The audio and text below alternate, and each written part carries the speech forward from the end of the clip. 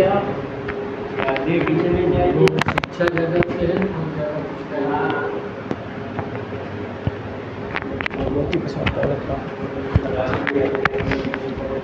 दोस्तों नमस्कार। आज हम हैं भगवती प्रसाद दौलत राम महाविद्यालय सिराथू में। आज हम लोग सिराथू के इस महाविद्यालय में प्राकृतिक खेती पर बात करेंगे।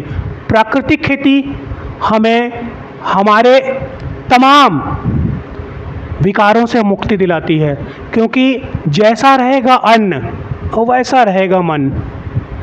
अन्न में तमाम तरीके का प्रदूषण वर्तमान में है, हम केवल और केवल केमिकल खा रहे हैं। प्राकृतिक खेती हमें केमिकल से मुक्ति दिलाती है।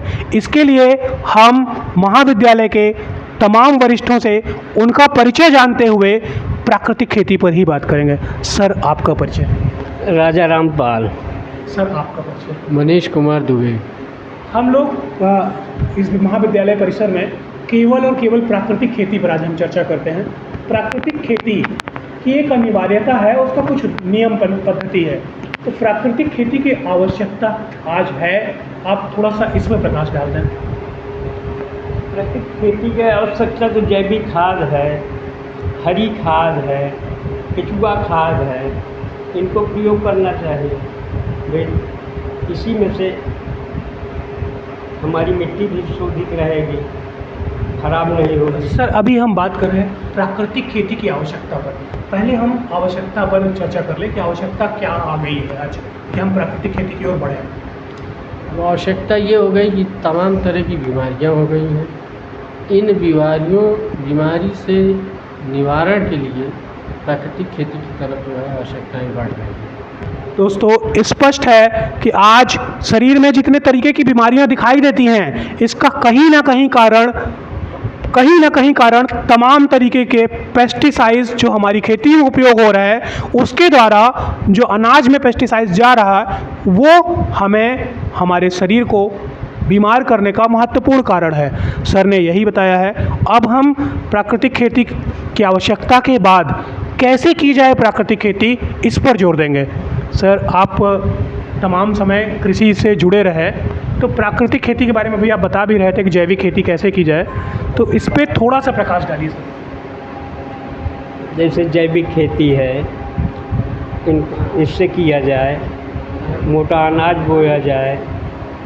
जैसे आपका ये बाजरा है, ज्वार है, दलहन में अरहर है, इस तरह की खेती की जाए तो इससे बहुत से बीमारी रुक सकते हैं। अभी इन मोटे अनाजों को जैसे कोदो हो गया, मिलेट्स, तमाम मिलेट्स का नाम दिया गया और सुपर फूड की संख्या में आ गया, जो कभी हमारे जीवन का हिस्सा हुआ करते थे।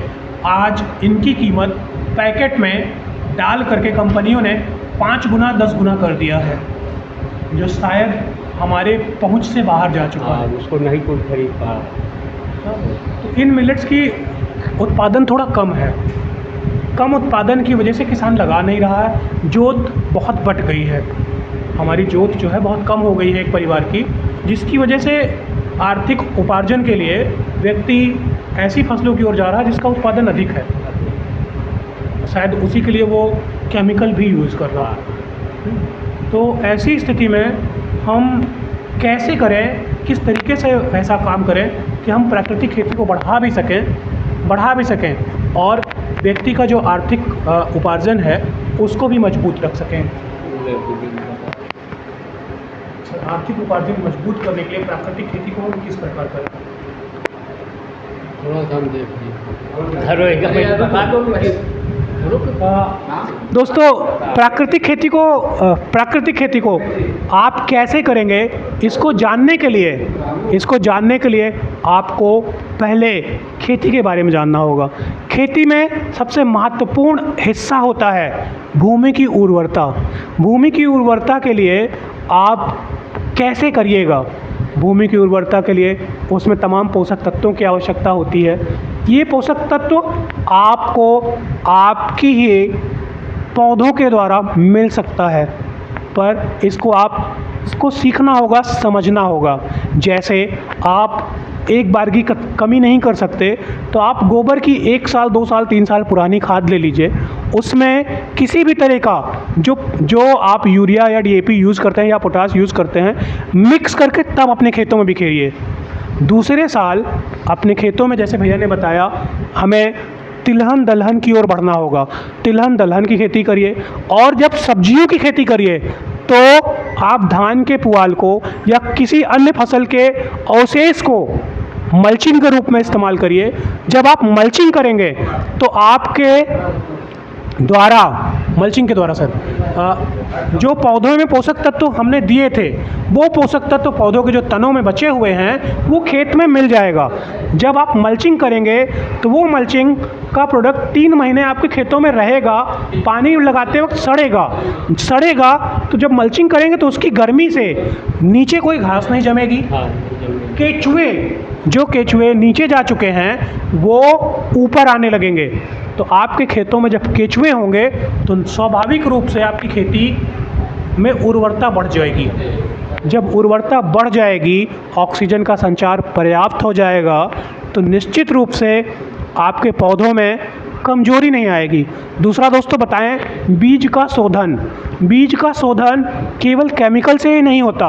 बीज को सबसे पहले आपको उन्नत बीज का चयन करना सीखना होगा। उन्नत बीज आपको आपके ही खेतों से मिलेंगे। कैसे मिलेंगे, इसको आपको समझना होगा। आप जब बीज का संरक्षण अगले साल की फसल के लिए करते हैं तो आपको उन बीजों को बोने से पहले उन्नत बीजों को अलग करना होगा। अलग करने के लिए चालन विधि का परिचालन करना होगा। जब आप चालन विधि के द्वारा कमज़ोर बीजों को नीचे कर देंगे, उन्नत बीज बचेंगे, तो उन्नत बीज जब खेत में लगाए जाएंगे तो निश्चित रूप से उसका जो पौधा तैयार होगा वो मजबूत होगा। तो मजबूत पौधा ही मजबूत फसल दे सकता है।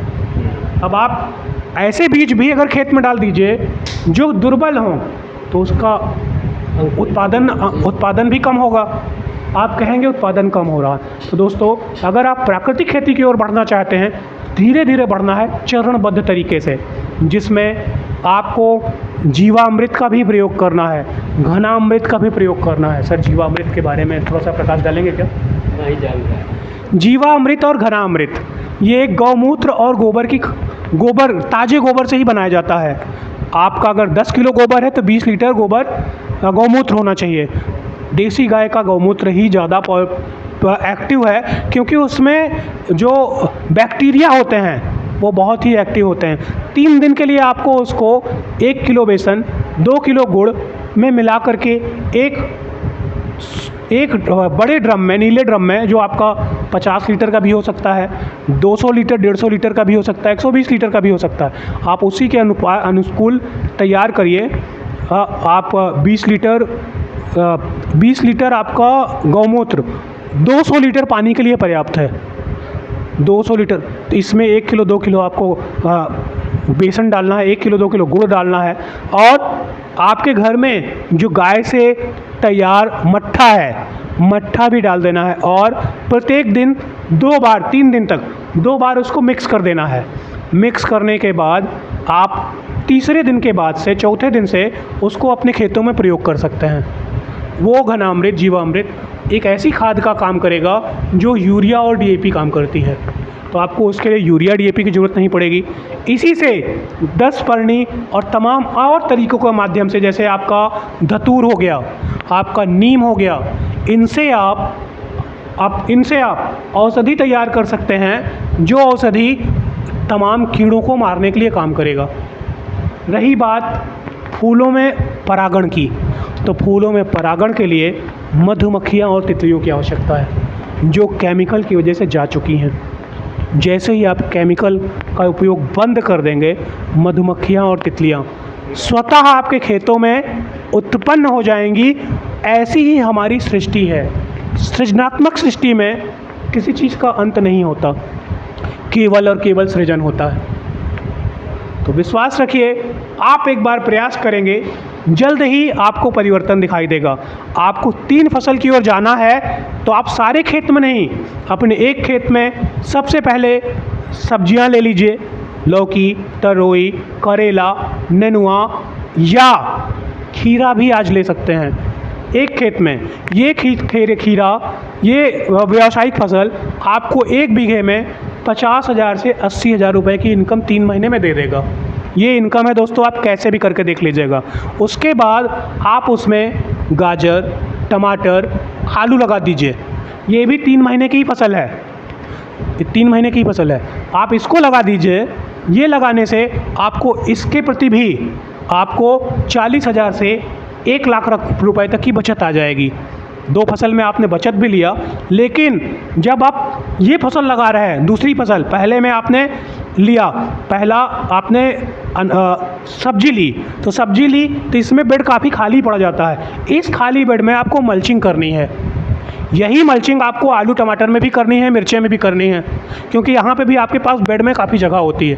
घास के लिए आपको दवा डालना पड़ता है। जब आप मल्चिंग कर देंगे तो घास के लिए किसी तरह की दवा की आवश्यकता नहीं है। वो घास पानी लगाने से सड़ जाएगी और आपका जो खरपतवार है वो जमेगा नहीं। ये मल्चिंग आपको धान से मिल जाएगा, पुआल से। ये मल्चिंग करने के लिए आपको पुआल से मिल जाएगा।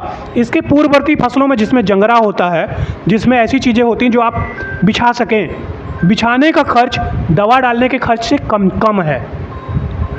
ये नहीं, और थोड़ा सा मेहनत करनी पड़ेगी भाइयों। बिना मेहनत करे, बिना कर्म करे, गीता में भगवान कृष्ण ने भी कहा है, कर्मवाधिकारेस्ते माँ फलेषु कदाचन। यदि आप कर्म करेंगे तो फल की इच्छा रखिए ना रखिए, हर कर्म का फल मिलेगा। तो आपको थोड़ा सा तो मेहनत करनी पड़ेगी। थोड़ा सा मल्चिंग में मदद करिए परिवार के साथ। 1 बीघे की मल्चिंग 1 दिन के अंदर हो जाएगी, कुछ घंटों में हो जाएगी। वो मल्चिंग आपके पानी को, जब आप पानी लगाते हैं तो आप विश्वास करिए 1 पानी की बचत कराएगा। कैसे कराएगा? क्योंकि जब आप मल्चिंग कर देंगे तो जब पानी लगाएंगे तो वो पानी डायरेक्टली धूप से उड़ेगा नहीं, कई दिनों तक आपके खेतों में नमी बनाए रखेगा मित्रों, नमी बनाए रखेगा। हाँ, नमी। तो जब नमी बनाए रखेगा तो आपका जो पानी 15 दिन में लग रहा था वो 20 दिन में लगेगा। जब 20 दिन में लगेगा तो पूरे फसल के दौरान 1 पानी बच जाएगा। 1 पानी चाहे जितना भी आप देख लीजिए, कम से कम एक मल्चिंग के हिसाब से दे उड़िएगा तो न्यूनतम 500 रुपये तो बचा देगा। 500 से अधिक मल्चिंग में नहीं लगेगा क्या? नहीं। ये तो हो गया पानी की बचत। दूसरी बचत आ गई खरपतवार नाशक। आपको किसी तरह के मजदूर की ज़रूरत नहीं, किसी तरह की केमिकल की ज़रूरत नहीं है। तीसरा लाभ आपको होगा, मल्चिंग की वजह से आपके खेत में केचुओं का जन्म हो जाएगा। जो केचुए धरती में नीचे चले गए हैं वो ऊपर आने लगेंगे, और आपको जो भी खाद आप उपयोग कर रहे हैं, चाहे वो गोबर का हो या किसी तरह का और कृत्रिम हो, वो अधिक से अधिक आप अलग से पौधों को ही देंगे, वो पौधों को ही लगेगा। पूरे खेत में अब नहीं बिखेरने की ज़रूरत है।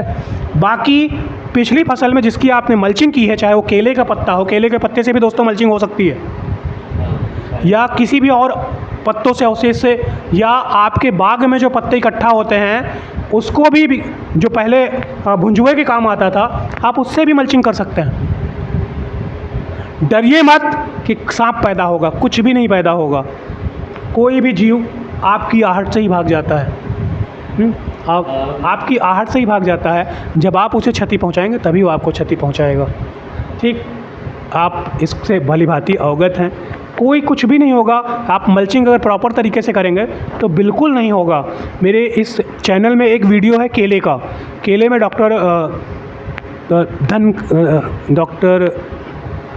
डॉक्टर धनपाल सिंह जिन्होंने अपने खेत में एक केला लगा करके मल्चिंग के माध्यम से 5 साल तक लगातार, अभी 5वें साल वो उत्पादन ले रहे हैं, और उनका टारगेट है एक फसल से 10 साल, जबकि केला दूसरे साल नहीं होता है, कमज़ोर हो जाता है। तो वो 10 साल तक उसी से लेंगे और हर साल उनका फसल का उत्पादन अधिक बढ़ रहा है, और उनका जो लागत है वो लगातार घटता चला जा रहा है। आप देखिए, समझिए, सीखिए और प्राकृतिक खेती की ओर बढ़िए। निश्चित ही अगर आप अच्छे तरीके से करेंगे तो प्राकृतिक खेती में केवल और केवल लाभ है, हानि नहीं है। प्राकृतिक खेती जब आप करेंगे तो केमिकल मुक्त होंगे तो स्वास्थ्य आपका सही रहेगा। सही रहेगा सर? सही रहेगा। यार बीमारियों से दूर रहेंगे, स्वास्थ्य सही रहेगा, जैसे जब हम लोग मोटा अनाज खाते थे हाँ, तो बीमारी कम आती थी। हष्ट-पुष्ट रहते थे। और हमें बार बार खाने की भी ज़रूरत नहीं रहती थी, एक बार खा लेते तो देर तक चलता था। यही सर मिलेट्स है, सुपर फूड का नाम जो दिए हैं। आज उन्होंने बोला कि ग्लूटेन धीरे धीरे रिलीज़ होता है तो हमको धीरे धीरे ऊर्जा मिलती रहती है, तो हमें देर तक भूख नहीं लगती। वो साइंटिफिक तरीके से बात कर रहा है, ग्लूटेन की बात कर रहा है।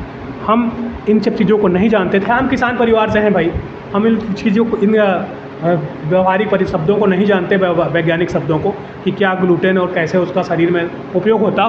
तो हम इसको बस सीधे से समझाते सर भैया आप लोगों को कि हमें ऊर्जा के लिए कार्बोनेट की ज़रूरत होती है।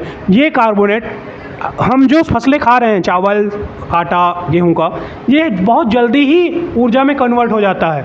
लेकिन जो मिलेट्स है, जो सुपर फूड के श्रेणी में आता है, जो मोटे अनाज हैं, बाजरा, मक्का, रागी, कोदो, ये सब धीरे धीरे कार्बोहाइड्रेट को धीरे धीरे रिलीज़ करते हैं। हमारे शरीर में ऊर्जा के लिए जिस कार्बोहाइड्रेट की ज़रूरत होती है उसको धीरे धीरे रिलीज़ करते हैं, इसलिए इनकी उपयोगिता अधिक है और ये हमारे जीवन का कभी हिस्सा रहे हैं। हमें व्यावसायिक कंपनियों की जगह इसका उत्पादन खुद करना होगा, खुद सेवन करना होगा, हमें इसकी ओर बढ़ना होगा। यही प्राकृतिक खेती है, कुछ और प्राकृतिक खेती नहीं है कि और कुछ है। आपका बीज भी इतना महंगा कर दिया गया हाइब्रिड के नाम पर कि आप चाहें ना चाहें आपका खर्च बढ़ गया है। हाइब्रिड की ज़रूरत नहीं है, उसी हाइब्रिड से आप केवल और केवल मेंडल के रूल को अपनाइए। मेंडल ने कहा था कि जो उन्नत बीज होगा वही उन्नत फसल देगा।